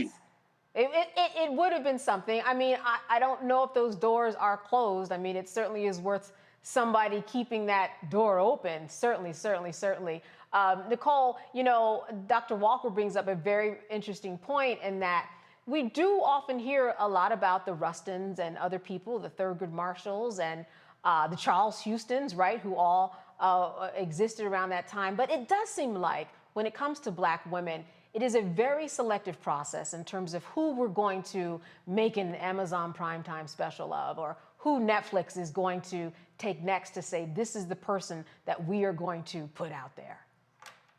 Well, hopefully Judge Baker Motley's time will come, given the stamp and given the awareness and acknowledgement and flowers she's receiving now. I think it speaks to the leadership of Black women, particularly in the civil rights movement, and now that there's more of a collegial aspect to that leadership, more of a collective aspect to that leadership that doesn't necessarily center the individual, but is more community-oriented. And frankly, it's how Black women leadership sort of bumps up against misogyny and misogynoir as well. But I think the recognition of Judge Baker Motley, the recognition of other women, Ella Baker, who's a personal shero of mine, so many others who don't have their flowers, but maybe through this recognition of Judge Baker Motley, it will be an opportunity to elevate the leadership, elevate the trailblazing that so many Black women experienced and led during the civil rights era and continue to today, because there's so much work. We started this conversation with President Gay's, Harvard President Gay's resignation. Her leadership hopefully will continue to be celebrated and recognized, as will so many other contemporary Black leaders, Black women leaders today. Absolutely. There are so many. I'm going to get that stamp. I always get the Black stamps, but I don't know if anybody out there is like me. I get the stamps, I put them on the cabinet, and then I don't use them. But I'm going to use Constance I'm going to use her and put her in rotation. All right, you are watching Roland Martin Unfiltered on the Black Star Network. We're going to be right back.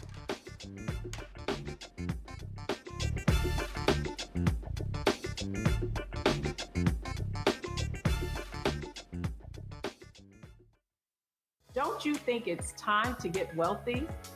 I'm Deborah Owens, America's Wealth Coach, and my new show on the Black Star Network focuses on the things your financial advisor or bank isn't telling you.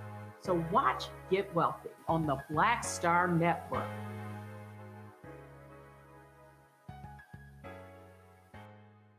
I'm Dee Barnes, and next on The Frequency, we're talking about the rise in great Black literature and the authors who are writing it. Joining me will be professor and author Donna Hill, discuss her writing journey and becoming a best-selling author. I always was writing, but I never saw anybody that looked like me in the books that I was reading. Plus, her work with the Center for Black Literature and next year's National Black Writers Conference. That's right here on The Frequency on the Black Star Network.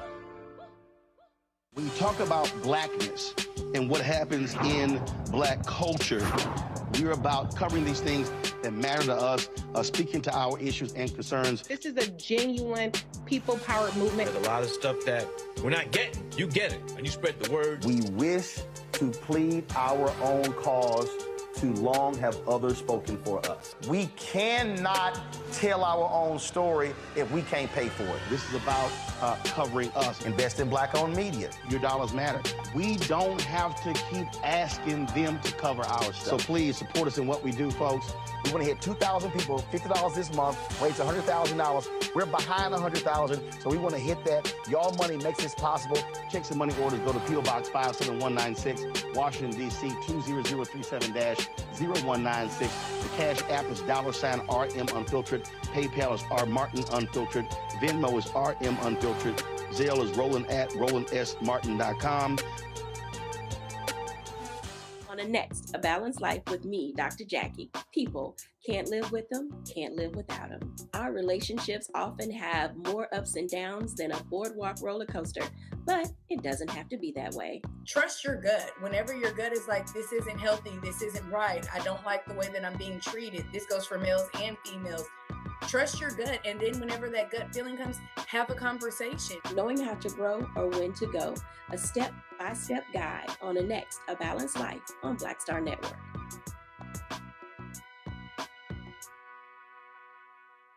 Hello, I'm Paula J. Parker.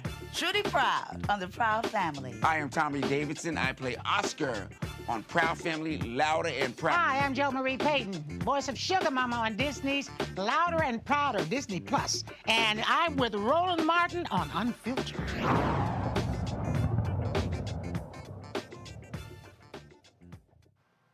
All right, it's the new year, and we've all made some resolution or promise to get back in shape, eat right, go after that new job, write a book. But research shows that these resolutions can be hard to maintain as the year progresses. Here to walk us through how to set healthy goals is licensed professional and counselor Robin May. Robin, thank you so much for being with us. Thank you for having me. Listen, I'm so excited about this conversation. This fuels me. This fuels me. Yes, I see your excitement. Listen, this is the excitement that we all have at the beginning of the year when we're like, we're gonna do it. But then by March, something happens. Listen, is there a right way to make a resolution to really make it stick? Now listen, so some researchers say that by February, we have fallen off when it comes to these resolutions that we make. And so is there a right way? I definitely believe that there is. As a matter of fact, every year, it's almost like clockwork. I share with my platform that there are 5 reasons. When we create our vision boards, there are 5 reasons that it doesn't always work. And so I can walk you through that when you're ready. Oh, yes, absolutely. Let's go. You haven't connected the vision with your values. That's number 1. That's number 1. So hear me on this. If I could sing this from the rooftops everywhere I go, watch this. When you don't honor your deepest values, you will always live with an undercurrent of life dissatisfaction. Now, I know that was a mouthful. Let me say it one more time. It was. When I you feel like I'm in church. Wait a minute.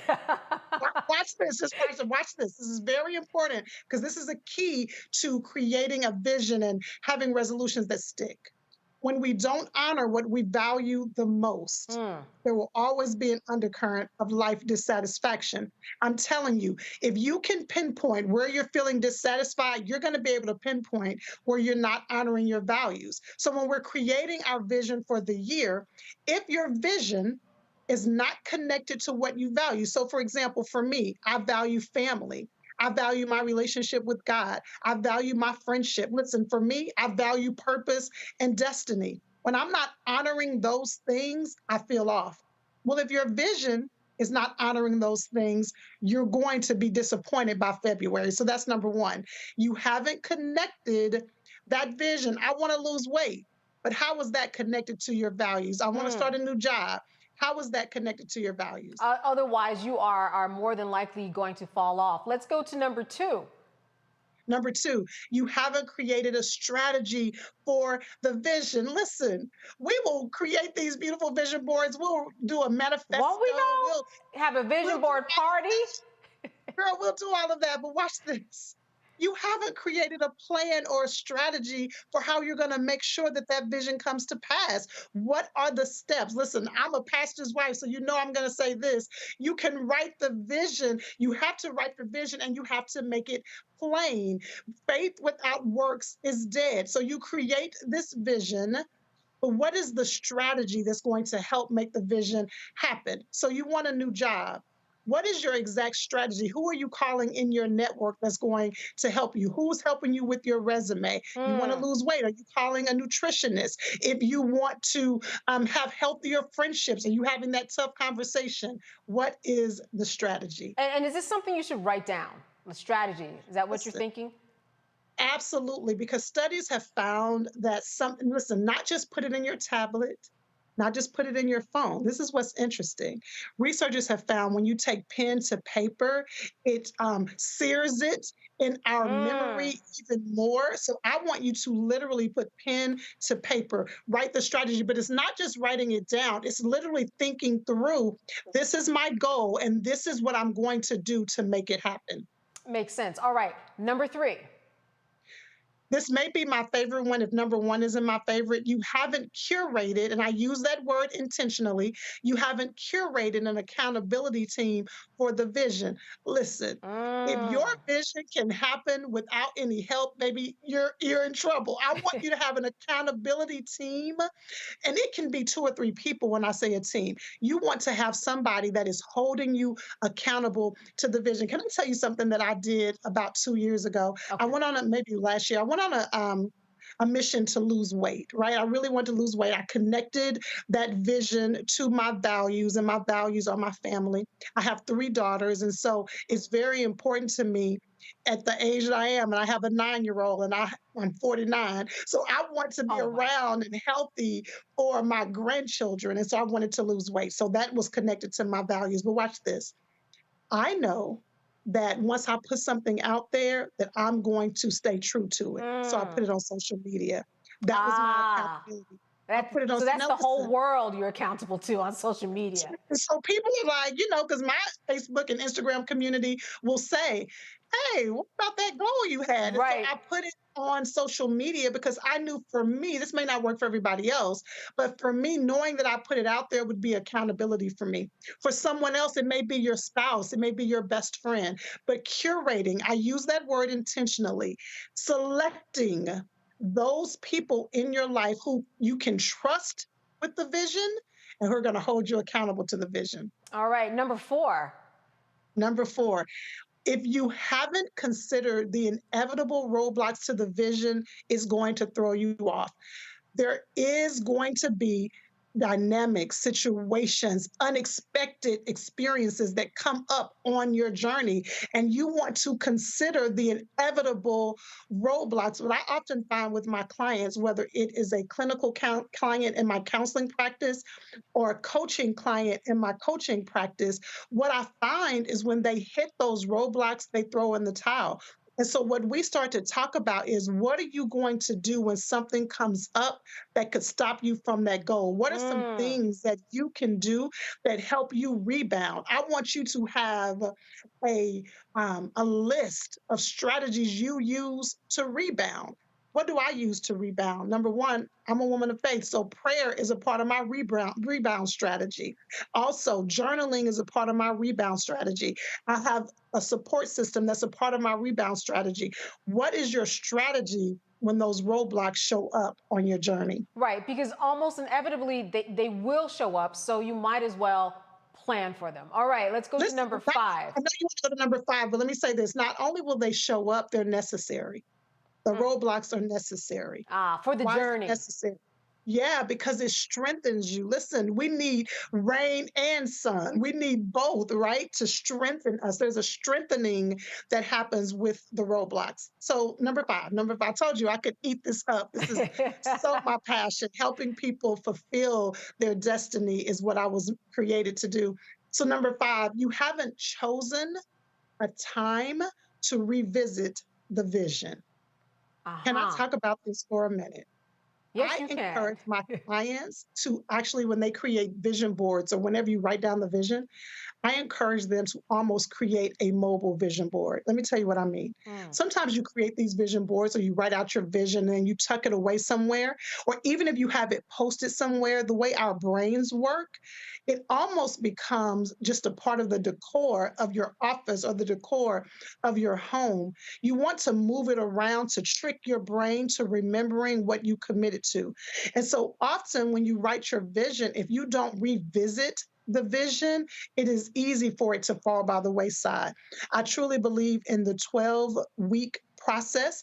Revisit it every 12 weeks. Another strategy that I use is that not only do I create a vision, I write it out, I record it in my phone so that I can hear myself saying it, and I listen back to it several times a month. Wow. Because what I'm doing is revisiting it, because studies have shown that the more you hear it, the more you watch it, the more you repeat it, you're creating pathways in your brain. It is almost becoming a part of your subconscious, and you start walking it out without even realizing it. So you want to make sure you're revisiting the vision. I like that recording your voice, because really the person you have conversations the most with is yourself in any given day, right? It's all in your head. Absolutely. So you're really just saying, we're going to make this audio and it's really going to get in my head.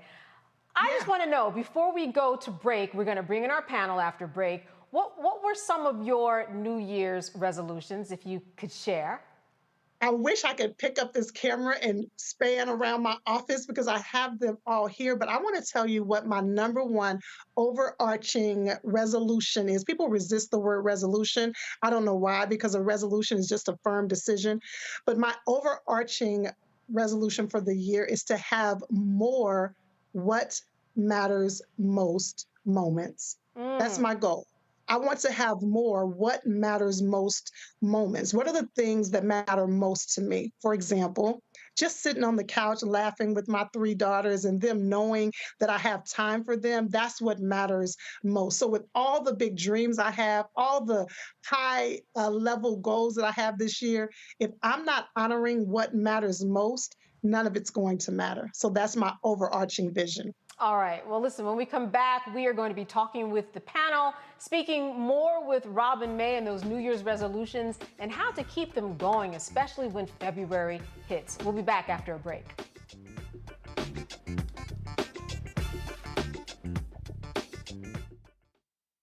A new year for a new you.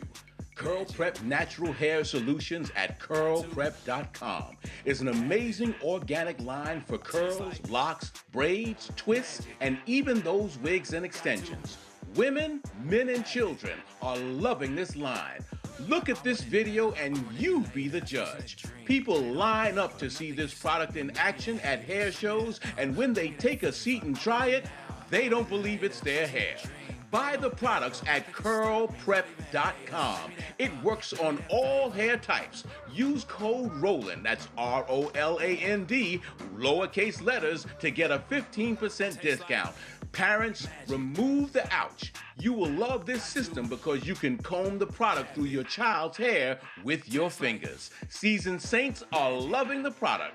It's all at curlprep.com. Use code ROLAND, lowercase letters, to get a 15% discount. You won't believe it's your hair. Don't you think it's time to get wealthy? I'm Deborah Owens, America's Wealth Coach, and my new show on the Black Star Network focuses on the things your financial advisor or bank isn't telling you. So watch Get Wealthy on the Black Star Network.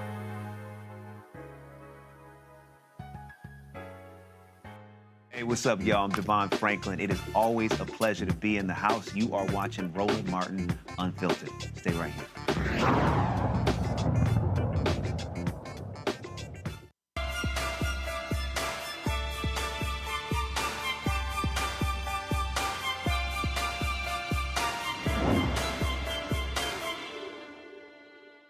All right, we're back with licensed professional counselor Robin May. She is walking us through how to get those New Year's resolutions right. I want to open it up to the panel. And Dr. Ali, I'm going to start with you first. I'm wondering if you made some resolutions and what kind of help do you need? Do you normally fall off? Do you keep on? Well, sometimes I fall a little bit short. One of the resolutions was to make sure that I get the 2 books that I wrote published. I'm curious if I could ask the question, how important are both short-term, mid-term, and long-term sets of actions to the overall goal in the folks that you work with? Well, we know that those are critically important because what we want to do is keep the motivation going. What I said earlier is that I truly believe in the 12-week year. You know, I don't like to boast about being busy because I don't think that's necessarily a badge of honor, but many of us are very busy. And so if we don't pause, one of the things we want to make sure we do is pause and reflect. And so I think it's very important to have both long-term goals and short-term goals because what you want is to have some success. People often ask me, how do you build your self-confidence? It's one brick of success at a time. And so the more that you win, the more you continue to win. Winning begets winning, right? And so you want to make sure that you are acknowledging what you've accomplished so that you have the motivation to keep going. Nicole. Listen, I was taking a snapshot so I could help me develop my vision board for 2024.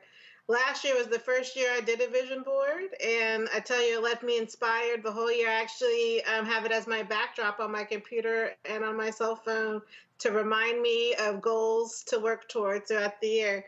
So listen, I'm planning, and I thank you for having this segment to inspire me to think about what my vision and what my goals could be for this year. I have some travel on there, visiting family, improving health, aspirational vision, as well as some short-term goals. So I'm looking forward to trying to accomplish them and tackle them. You said that you snapshot the list. Was there one of the things on her list in particular that really struck a chord with you? That accountability team, and thinking about ways to curate it for myself. Do I want to share it on social media? I don't know if I'm that brave, but I'll be thinking about ways to curate my own accountability team so that I can make sure to achieve and knock some of those goals, knock some of those resolutions off my list for this year. All right, Dr. Walker. One of the things she said that I thought was really good, 2 things actually. One, that you have it on the backdrop of your computer and on your phone.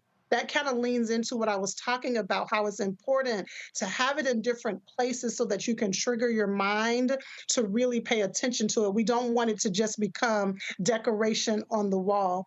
And then the second thing I would say before we go to our next panelist, when we're talking about an accountability person, you want to give that person permission to hold you accountable. It's interesting. My husband and I have been married for 21 years, and I asked him the other day to hold me accountable to something. He said, let's pick somebody else. Let's pick somebody else because I don't want us to get into an argument as I'm holding you accountable. You want to give somebody permission to challenge you to make sure that you are honoring what you said your vision was. All right, Dr. Walker, a question for Robin May. Yes, yeah. Thank you for coming on. And I want to get back to this concept of an accountability partner, which I believe is really important. And obviously, that person helping you reach your goals. But I want to focus on the challenges with that, and in terms of an accountability partner that may prevent you from achieving your goals. Specifically, we know millions of Americans set these goals every year about going to the gym and losing weight, working out, et cetera. So, can you talk about the importance of selecting someone that doesn't prevent you from meeting those goals that you set for yourself? Yeah, so one of the things I kept repeating is that I intentionally used the word curated. I want you to hand select someone who has shown you that they are trustworthy to have that level of access into your world. One of the things about vision I want us to remember is that vision serves as blinders. I like to explain it like a horse in a race. The jockey puts blinders on the horse so that the horse isn't distracted by what's going on around it. Well, that's what vision does for us. It is a blinder for us. And so when you're choosing someone to hold you accountable, you are hand selecting someone. Now, I'm going to just tell you my personal deciphering tool when I'm identifying somebody to hold me accountable. I don't invite anyone to hold me accountable in my world who has no accountability in theirs. It's very important to me that I select and operate with people who are doing their own work.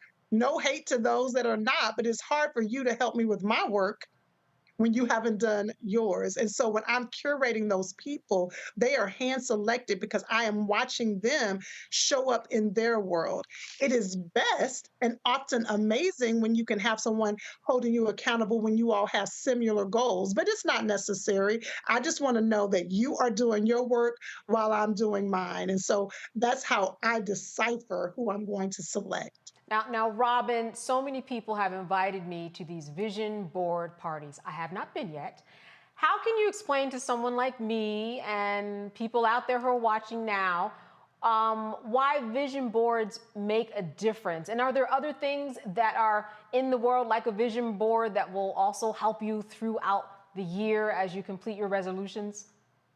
Yeah, so I don't believe that a vision board is a necessity. That's not the only way for you to reach your goals. Vision boards are really good for people who are visual. And if I were to ever show someone my vision board, they would probably laugh because I'm not creative in that way.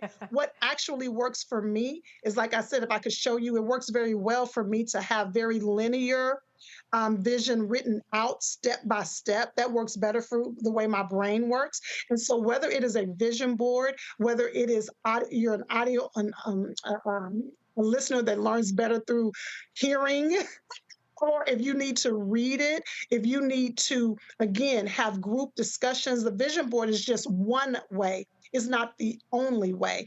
And what's so amazing, you don't only have to do a vision board with an actual poster and glue and a gun. There are all these apps now that you can create a vision board right on your phone if you want to. So again, it's just one way. Whether it is a vision board, whether it is a strategic plan, whether it is a manifesto, those 5 reasons I shared with you earlier, all of those still need to be implemented. My passion is for people to move from just writing it down, just stating it, to actually accomplishing it. And part of the clinical aspect of it is making sure that you're not motivated by things that create emotional dysfunction for you. You want to be motivated by the things that are aspirational and that lift your soul. Have you ever spoken to someone that you're working with and said to them, all right, you made a resolution to, I don't know, communicate better with your family or make your marriage work and go the extra mile. And have you ever said to them, you might want to give up that particular resolution because it is not working for your overall mental health or for the world and life that you are living in right now? Absolutely not. Okay, explain.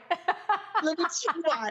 So when I'm working with a coaching client or a clinical client, it's very important that I have help them with their own autonomy. So what I would do, instead of telling them to give up on the vision, I love those moments when we have created a relationship that fuels curiosity.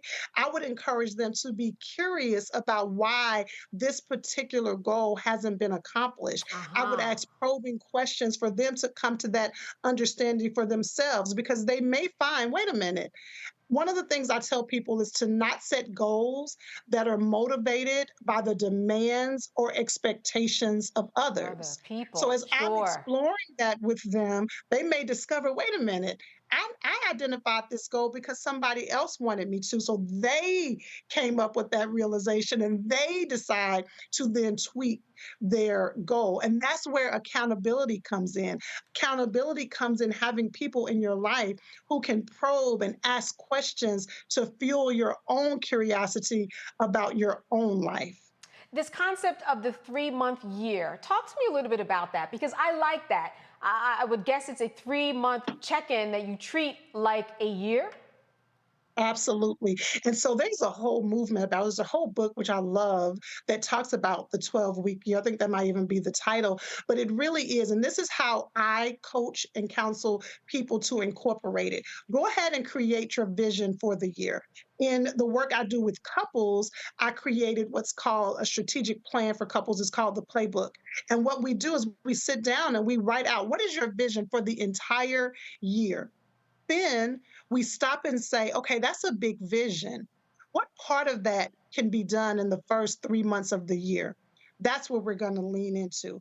But not only that, remember, number 5 of the 5 reasons visions don't come to pass or vision boards don't work is that you're not revisiting it. So you had this full year vision, you recommit to revisiting it after 3 months to reflect on what is working, what isn't working, so that you can tweak where necessary. When you think about, if I use my life, for example, we have 3 children, 16, 14, and 9. We pastor a church. I have 2 businesses. My husband has his own business. And so if you can imagine, we have to incorporate flexibility in our life, because if we don't, we will live frustrated. So being able to break your year down into 3 months allows for that flexibility. All right, so this is my final question of the evening. Off that list that you gave us, what is the one that people fail the most, if you will? I don't like to use the F word, but what is the one that people don't get right off that list that you gave us?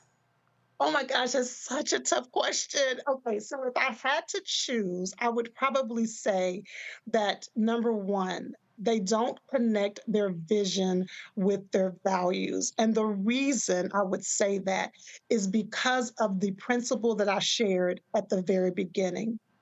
Many people haven't slowed their life down long enough to get crystal clear about their values.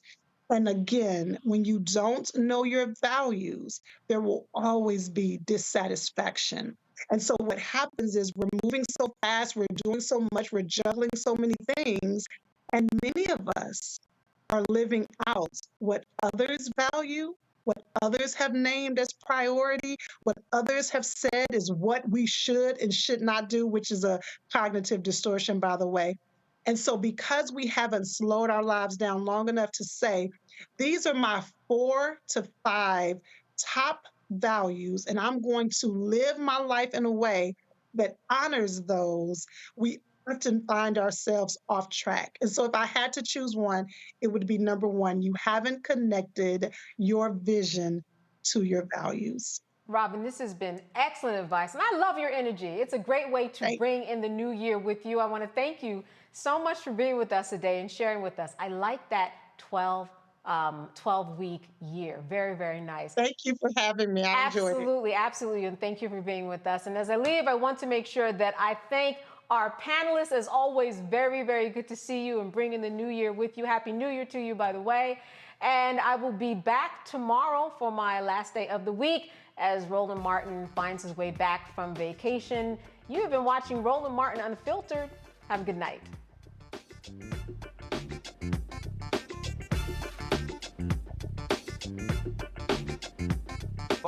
Black Star Network is here.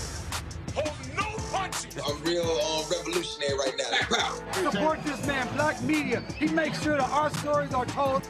Thank you for being the voice of Black America, Roland. Stay black. I love y'all. All momentum we have now, we have to keep this going. The video looks phenomenal. See, there's a difference between Black Star Network and Black-owned media and something like CNN. You can't be Black-owned media and be scared. It's time to be smart. Bring your eyeballs home. You dig?